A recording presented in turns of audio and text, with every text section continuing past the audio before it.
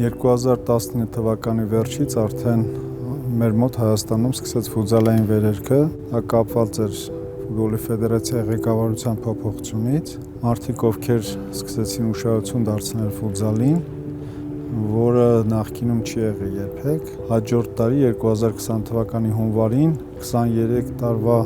ընդմիջումից հետո առաջի անգամ Հայաստանի ֆուտզալի հավաքականը Հայաստանում ընկերական խաղ անցկացրեց։ Ֆուտզալը երբ որ սկսել է զարգանալ ու մասսայականալ, դա եղել է իրոք նվիրյալների շնորհիվ եւ ֆուտզալիստների եւ այն մարզիչների, ովքեր աշխատել են բարբերաբար հավաքականում։ Հիմքերում նաեւ եղել է 2015 թվականին ֆուտզալ լիգայի ստեղծումը, գնացի մի օր ֆեդերացիայի ղեկավարության մոտ, Դալյակյան Ռոբերտ կար, որը մրցումների անցկացման բաժնի ղեկավարն էր։ 3 թիմով ուզում էին առաջություն սկսեին, ես միշտ բարկացած գնացի, ասում եմ, ինչի համար 3 թիմով, էլի ոնց կլինի 3 թիմով առաջություն։ Ինքը ասաց, գիտեք ինչ, ֆուտզալ ոչ մեկ չի սիրում։ Ես այդ պահին տենց մի քիչ մտածեցի, ասի հաստատ ոչ մեկ չի սիրում, ոչ մեկ չի ուզում խաղալ ֆուտզալ, բա հա, մենք հայտարարությունը տվել ենք, ֆեդերացիան ամեն ինչ արել է, ոչ մեկ չի ուզում ֆուտզալ խաղալ։ Գնացի արդեն Խորեն Զարգարյանի մոտ, ով այդ պահին ֆուտզալի բաժնի ղեկավարն էր, հենց նույն օրը մենք որոշում կայացրեցինք, որ պետքա ստեղծենք սիրողական առաջություն, որը հետագայում կդառնա ավելի պրոֆեսիոնալ, այդ թիմերին կբերենք բարձրագույն խումբ ու այդ տարի ֆուտզալի սիրողական առաջություններին մասնակցել են 76 թիմ։ 76 թիմից մենք այսօր արդեն մեր հավաքականից 6-7 հոգի այդ առաջության կադրերն են։ Շնորհակալ ենք բոլոր նույնիսկ այն սիրողական ակումբներին, այսօր ովքեր մասնակցում են նույնիսկ այն ֆուտզալ լիգայի մրցաշարերից, մինչև բարձրագույն խումբ, այդ բոլորի աշխատանքի արդյունքն է, որ այսօր մեր հավաքականը հասել է նման հաջողությունների։ Եվրոպական հավաքականները, երբ որ մենք սկսեցինք հավասար պայքար մղել, այդ ժամանակ երևի մարդիկ սկսեցին հասկանալ, որ ֆուտզալը ուղղակի փոքր ֆուտբոլը չի, արագության, մտածողության, կարգապահության լուրջ մարզաձև է։ 2002 թվականից եմ հավաքականի գլխավոր մարզիչ, մինչև 22 թվականը մշտապես մենք խաղացել ենք հայերով։ Նախկինում այդ անձնագիր ստանալը մեր համար ուղղակի փակված թեմա էր։ Այդ ժամանակ Ռուսաստանի հավաքականը հենց այս դահլիճում մեր հետ որ խաղում էր, 6 բրազիլացի խաղացին մեր դեմ, ֆուտզալի ղեկավարներին, UEFA-ի, ասի վրացիները 7-8, Ռուսաստանը, Ղազախստանը, չգիտեմ, բոլոր Իտալիան եւ այլն, ասում եմ, ինչքան կարելի է, էլի բրազիլացի, ասեցին դե դուք է բերեք։ Եկա եւ նոր ղեկավարության հետ արդեն պայմանավորեցինք, ասենք որ մենք անենք։ Երկրի ղեկավարությունը նույնպես հավանություն տվեց, որ անձնագրերը կտա, եւ մենք հավաքագրեցինք այդ պահին իմ կարծիքով աշխարհի լավագույն բրազիլացիներին, ովքեր նաեւ Բրազիլիայի հավաքականի տեխնացուներ էին, մարդիկ կային նույնիսկ խաղացել էին Բրազիլիայի հավաքականում։ 2022 թվականին այդ 6-ից 6-ը մենք արդեն սկսեցինք խաղալ բրազիլացիներով, երբ որ մենք 6-ով 5 խաղացինք Պորտուգալիայի հավաքականի հետ, սկսվեց այդ աժոտաժը, որ իրանք իրավունք չունեն խաղան, մարդիկ ուղղակի վախեցել են այդ հավաքականից, եթե մենք այդ հավաքականը կարողանանք պահպանել, մենք այսօր ռեալ Եվրոպայի մրցանակային տեղերի համար պետքա պայքարեինք։ Շատ ճիշտ են վարվում մեր երկրպագուները հոտնկայց սափարությունների ներքո։ Երբ որ եղավ այդ UEFA-ի հայտնի դեպքը, գաղտնիք կարող եմ ասել, մենք մի 10-15 օր երևի Նազարեթյանի հետ ֆուտզալից չէինք խոսել։ Հիշում եմ, որ ինքը ինձ ասեց, արի այսինչ սրճարանում հանդիպենք, խոսելու բան ունենք ու այդ օրը երբ որ այդ մենք թողեցինք մի կողմ մեր ունեցած բոլոր տարաձայնությունները ու ես շատ հստակ ասացի, որ այո, եթե բրազիլացիներին չի թույլատրվում խաղալ, ես վստահաբար ասում եմ, որ այս տղեկը պատրաստ են ու մենք այս տղեկով երևի թե Աստված եթե սպորտությունը մեզ տվել է, որպեսզի մենք սա էլ հաղթահարենք։ Մեր խոսակցությունը մեկս մյուսին մոտիվացիա տվեց, եկանք պարոն Նիկողոսյանի մոտ ու ասացինք, որ սա մեր որոշումն է։ Ինքն էլ ողջևորվեց, ինքն էլ ոնց որ այդ վստահությունը իր մեջ էլ եկավ ու մենք բոլորով որոշեցինք, որ այո, մենք պատրաստ ենք խաղալու, պատրաստ ենք խաղալու ոչ թե ուղղակի մասնակցության մասով, այլ մենք գնում ենք հաղթանակի հետևից, որովհետև անկեղծորեն պետք է ասեմ, հասունացել էր այդ պահը, որ պետք է այս ազգային հավաքականով մենք կարողանանք մտնենք Եվրոպայի առաջնություն։ Որ բրազիլացի գնացին, տղերքը լիքը բաներ իրանցից սովորան ու ես մտածում եմ, մենք ավելի ուժեղացանք որպես թիմ, մեր մթնոլորտը ավելի լավացավ, հայ տղերքը հասկացան, որ իրանք կարան իրանց տեղը խաղան։ Մենք զուգահեռ նաև մեր երիտասարդների հետ լավ աշխատանք տարանք եւ այդ արդեն անցումը շատ սահուն եղավ, նույնիսկ այդ ժամանակ չփոխեցինք մեր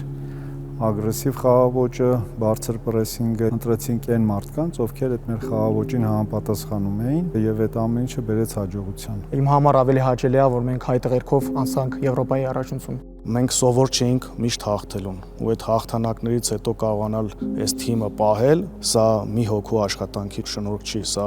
ամբողջ մի թիմի աշխատանք է, որտեղ բոլորն ունեն հստակ իրենց դերերը եւ մենք այդ դերերը երբեք չենք խախտում։ Առաջ խաղը սկսանք Դանիայի հետ, դժվար խաղ էր։ Երևի մի քիչ լարվածություն կար, որտեղ առաջ խաղն էր, վազք սկսանք, առաջ տայմը կրվում էինք 2-0, հետո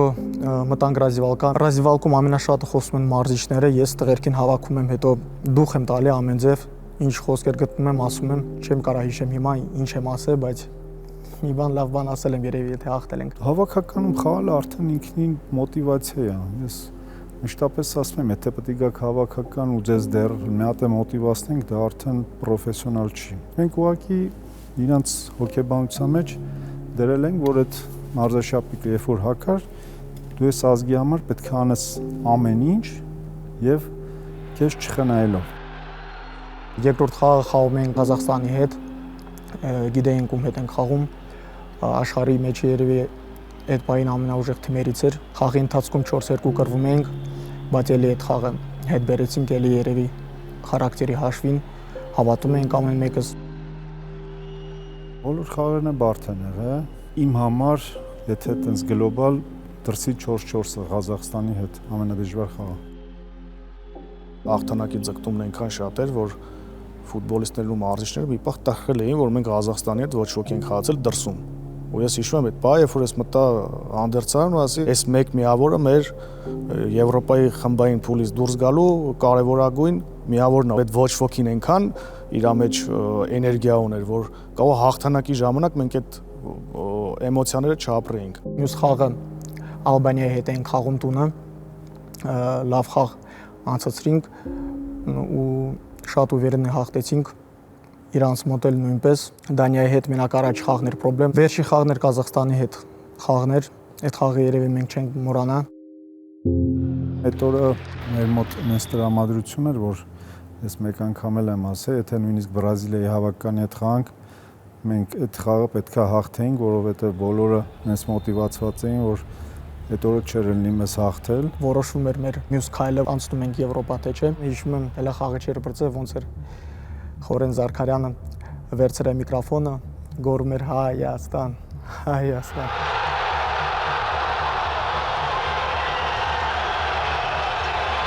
Երկրպագուները շատ էին, բայց իրանց միջամտությունը որ չկար, ոնց որ դահլիճը չէր եռում։ Ու մի հատ պահ կար, երբ որ Նազարեթյանը առաջ խաղակեսին նայեց վերև, որտեղ մենք միշտ իրար գտնում ենք դաշտում, ասաց, որ ասա թող երկրպագեն խաղի ընթացքում։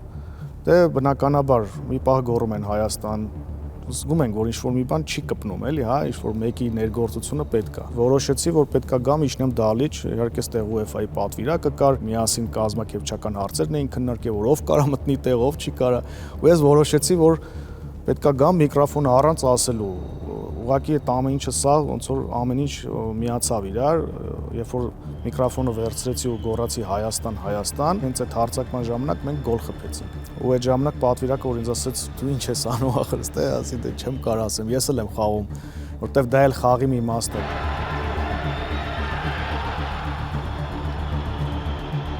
Մեր հավաքականը լրիվ հետաքրքիր դեպքեր է, էլի։ Օրինակ, ամսի 8-ին խաղացինք Դանիայից եւ պետքա տենց 3 ինքնաթիռով գայինք հասնեինք Երևան ու ֆինալ խաղայինք Ղազախստանի հետ։ Ցանկացած ուրիշ հավաքականի մարզիչ կամ տղաները կասեին, «Վայ, մենք 3 ինքնաթիռ պետքա գանք 2 օրից ֆինալ», բայց մենք ինքան սիրուն, գեղեցիկ, ժպտալով մանավանդ հաղթանակից հետո եկանք, որ կարծում եմ ոչ մեկը դե չզգացիք, չէ, որ մենք հոգնած էինք կամ դժվար խաղ էինք խաղացել։ Օրինակ Ղազախստանի հավաքականը Դանիայում պարտվեց։ Տղաներն էլ գիտեն, որ եթե մենք սկսենք պատճառներ ման գալ, մենք չենք կարող ուղղակի հասնենք հաջողության։ Այս թիմը ունի մի հստակ կանոն, դա չբողոքելն է։ Իհարկե եղել են բավականին դժվարություններ, կհիշեմ մի դեպք կոնկրետ հենց Դանիայում այդ երկար թռիչքներից հետո, երբ որ Մելքոնյան Արտուրն ուներ վնասվածք, մկանի պատրվածք, մարզումից հետո մեր բժիշկը Այվազը, ես տենց բան մեկ էլ հիշում եմ Յամստամի դեպքներ, երբ որ ունքը կարեցին, հա, այդ միանգամից դահլիճում առանց որևէ բժշկական միջամտության, այսինքն ցավազրկելու վիրահատություն կատարվեց։ Ու դրանից հետո Մելքոնյան Արտուրը հաջորդ օրը մտավ դաշտ, խաղաց ամբողջ խաղը ու Դանիային հաղթեցին։ Այնքան շատ էր էմոցիաներն ու ցանկությունները, որ ամեն մարդ չի գնա դրան, դա թիմի համար պետք էր ու բոլորը պետքա դա անեին, իսկ այդ վստահությունը կամ այդ նախաձեռնությունը դա պետքա լիներ բժիշկը ու բժիշկը այդ քաջություն ունեցավ, ֆուտբոլիստն էլ բնականաբար այդ ցավին դիմադրելով այդ վիրահատությունը կատարվեց։ Ռուսաստանը մեր համար շատ մեծ խնդիրներ է առաջացնում։ Իսպանիայի ընկերական խաղերի ժամանակ տղաներին չէին թողել, իրանք իրանց կամքով եկել էին, հետո օրինակ Ալբերտ Աղաջանով, Արսենի Պետրոսյանը մինչև այսօր ոչ մի խաղ չեն խաղացրել, այն պատճառով, որ իրանք եկել են Հայաստանի հավաքական։ Դուք պատկերացնում եք ազգային հավաքականի դարպասապահ առանց խաղային պրակտիկա մենք հիմա իրան տանելու ենք Եվրոպայի առաջություն։ Մյուս տղաները նույնպես խնդիրներ իրենց թիմերում, ինչի համար է գնում հավաքական եւ այլն։ Վերջի հավաքին զանգել են բոլորի ղեկավարների հետ զրուցել, որ չի կարելի էլ այդ դեկտեմբերի հավաքին մենք բերեցինք շատ վնասվածքներ կար, վնասվածքները բժշկական անձնակազմը շատ փայլուն կերպով լուծեց, եթե չլիներ դեկտեմբերի հավաքը մենք հիմա արդեն խնդիր կունենանք, նաեւ այդ մրցաշարը 3 խաղով մեզ շատ օգնեց, որպեսզի տղաները վերադառնան մարզավիճակի ու Եվրոպայի առաջություն ավելի պատրաստ լինեն։ Ես Ուկրաինային կհամեմատեմ Ղազախստանի թիմի հետ, ելի աշխարհի մեջ ամենալավագույն թիմերից է, դժվար խաղեր ալնելու։ Ուկրաինայի հավաքականը գերհզոր հավաքական է, անցած տարի աշխարհի առաջության 3-րդ մրցանակակիրն է, կարծում եմ մեր խմբի ամենածանր խաղը հենց Ուկրաինայի հավաքականի հետ ալնելու։ Չեխիայի թիմը փոխվել է, որ մենք իրանց հետ խաղում ենք, մեր թիմում հələ կային բրազիլացիք, մեր թիմն էլ եկա փոխվել, բայց ես վստահ ասեմ, որ մեր թիմը ավելի ուժեղ է։ Չեխիան արդեն առաջի 10-ի թիմը։ Ինձ թվում է Լիտվան մեր գրուպի մեջ ամենաթույլ թիմն է, իրանց ուժեղ կողմն է, որ խաղում ենք իրանց տանը։ Այն առաջադրանքը, որ մեր առջև դրած է, առաջի հաղթանակը Եվրոյում, եւ եթե հնարավոր լինի խմբից դուրս գալը, մենք փորձելու ենք կատարել։ Նվազագույնը կարողանալու ենք բոլոր հավաքականների համար խնդիրներ ստեղծել։